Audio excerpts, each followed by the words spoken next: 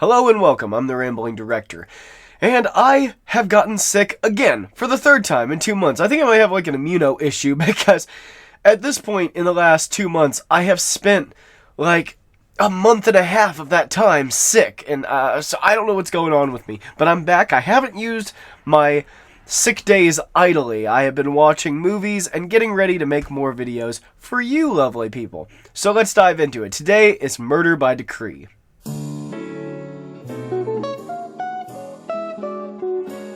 Murder by Decree is a 1979 film directed by Bob Clark, the director of A Christmas Story and Black Christmas. And I think, personally, that this is his finest film in terms of filmmaking. The cinematography, the direction is just beautiful. It stars Christopher Plummer as Sherlock Holmes and James Mason as Watson. And I think that that might be the best casting Hollywood has ever done with these two characters. They're a little bit... They look a little bit old for these characters, but that's the only bad thing I can say about it. Besides that one little element, the casting is just about perfect. They've clearly taken some notes from Basil Rathbone. However, the majority of their relationship is far closer to the book.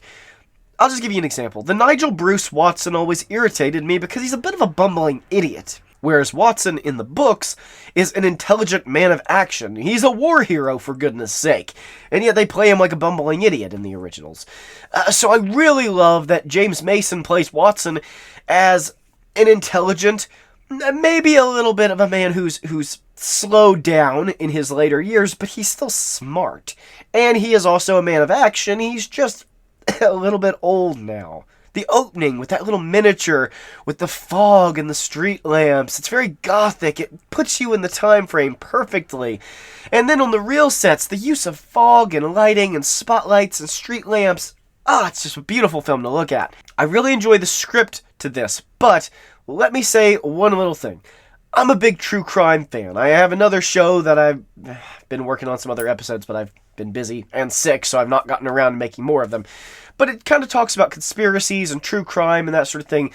So I haven't really got to talk about it a lot on my channel, but I love true crime. And one of my favorites, in fact, my very favorite serial killer to read about is Jack the Ripper. It's my white whale, my Moby Dick. It's the thing that I think about constantly. Man, who could have done that? I have my own list of theories, and I'm just short of having a corkboard with yarn all over it, So I love reading about Jack the Ripper. So I know a lot about the story.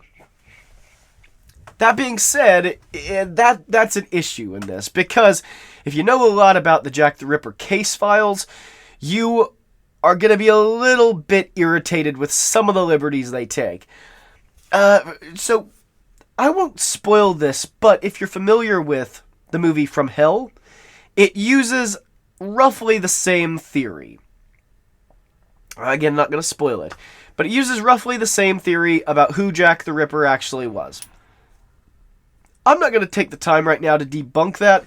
It's been debunked many, many times, and it's just not true. However, it makes for great fiction, and in this case, they did some great things with it that made an interesting story, an interesting movie. However, some of the things that just didn't even need to be changed, that were changed, were a little bit strange.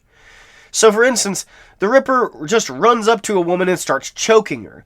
Well, Jack the Ripper didn't really do that. He elicited services from prostitutes and killed them when they thought they were going to have sex. There's another part where the Ripper has killed somebody in a carriage and drops the body at the scene of a crime. And that just simply didn't happen. Jack the Ripper killed on sight. He was a pretty opportunistic killer. He did not plan specific people, which is one of the reasons why this theory falls apart. But within the context of the film, in the context of fiction, it works, and the movie does a great job of making it believable. But it really undercuts the grisliness of how violent these crimes were. Remember that Jack the Ripper didn't become famous just for being the first serial killer. The reason, somebody going out and killing multiple people wasn't that uncommon. What was uncommon was that not only was he serial murdering, but he was a grisly murderer. These were some of the most gruesome murders you'll ever read about, and when you see the early crime scene photos, it was one of the first time crime scene photos were ever taken of Mary Kelly. Oh my gosh, it's just one of the most disturbing things you'll ever see. So there were things like that were changed, but again, within the context of this fictional movie, that's okay. And I don't hold it to the same standard because unlike something like From Hell, which is a movie that was spitting on the graves of everybody who died in the Jack the Ripper case, and some of the people who didn't even die, just some of the people that were just standing around, like Sir Charles, man, his character was assassinated in that movie. This film is far kinder to its source. In fact, they even draw attention to the fact of it. Watson even mentions, the newspapers, they seem to fixate on the killer, and a lot of the victims aren't getting as much attention as they really should be getting. You guys are victims, and we're kind of treating you like a sideshow. I liked that they kept that at the forefront. Holmes and Watson, just jumping back to them, they have a great dynamic, and I love their friendship. I love that Christopher Plummer is one of the few Holmeses that laugh a lot. The closer he gets to finding the murderer, he actually becomes kind of elated. And yeah, that was a nice change from all of the Holmeses who are very stony-faced. I thought Jeremy Brett had a great balance between the two, where you could tell he was clearly having fun, but he kind of acted a part. And that was good. And of course, Jeremy Brett's my favorite Sherlock Holmes. But I thought Christopher Plummer did a fantastic job in this role. And again, just to dote on James Mason, because he's one of my favorite actors, I really enjoyed his patriotic Watson, who, he was getting up in years and he's a little tired.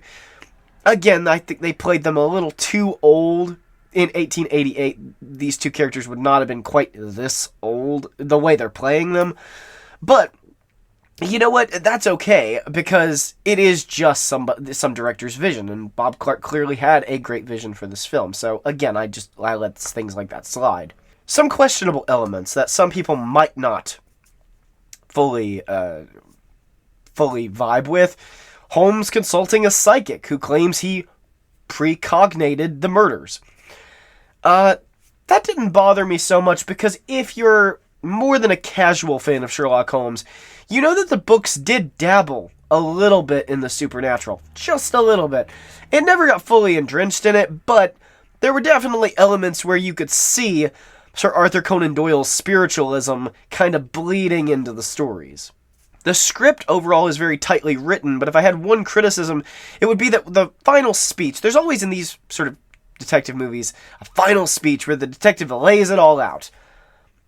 It's really long. I mean, it's really long in this, and it feels longer than it is. I feel like that speech could have been cut down drastically, and we could have still gotten the explanation across, but it just should have been quicker. Overall, however, completely leaving aside the historical inaccuracies, I know that's just one of those things we have to take or leave, but completely leaving that aside, I give Murder by Decree an A+. This was a really great, charming movie, and it's just a fantastic cast of people bringing their A game. Even the smallest characters have great actors put in there who are really delivering it their all.